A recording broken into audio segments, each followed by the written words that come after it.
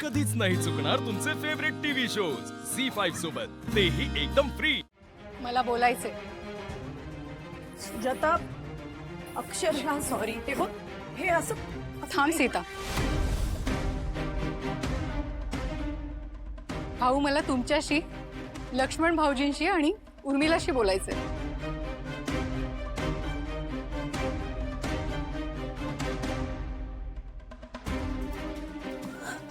आई अगं, नेहा, आत्ता तुला काही वाटत नसलं तरी तुझ्या भविष्यावर ह्या गोष्टीचा नक्कीच परिणाम होणार। भाऊ, मला खरं सांगाल, हे लग्न तुमच्या मर्जीनेच होतंय ना?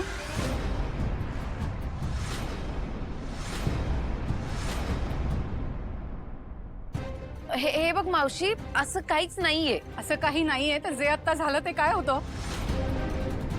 सुजाता, तू नको काळजी करूस। पुन्हा असं कधी अगं, पुन्हा असं नाही होणार। परत परत तेच होतंय म्हणून मी बोलते ग। भाऊ, आता मला फक्त माझ्या मुलीचं सुख महत्वाचं आहे। हो ना, कोणत्या आठवणी, ना कोणता भूतकाळ। भाऊ, माझा स्वतःचा डिवोर्स झालाय आणि मला माझ्या मुलीच्या आयुष्यात हे नकोय।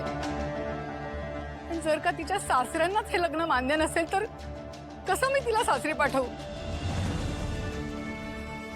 ती तिथे सुखी राहील का? आणि मला असं वाटतंय की तुमच्या कुटुंबातील काही लोकांना हे लग्न मान्य नाहीये। मला काळजी नाही का वाटणार? तुम्हाला पण एक मुलगी आहे ना लक्ष्मण भाऊजी? वडील म्हणून तुम्ही काय केलं असतं? काय ग उर्मिला, बरोबर बोलतेय ना मी?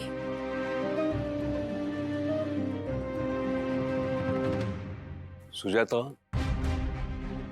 एक आई म्हणून तुझं बरोबरच आहे।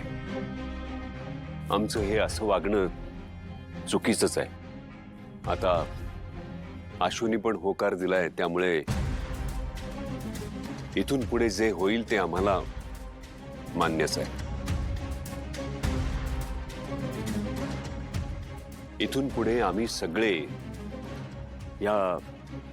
या लग्न कार्यात सहभागी होणारच आहोत। आणि हो, एक खात्री बाळग, आम्ही तुझ्या मुलीची नीट काळजी घेऊ। आणि आतापर्यंत जे झालं, आम्हाला माफ कर। तुम्ही हात जोडू नका भाऊ।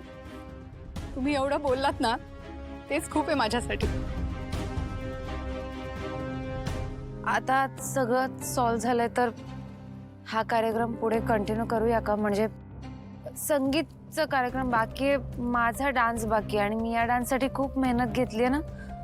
करूया, माझा डान्स आहे। झी5 ॲप डाउनलोड करा आणि पहा सर्व एपिसोड्स एकदम फ्री।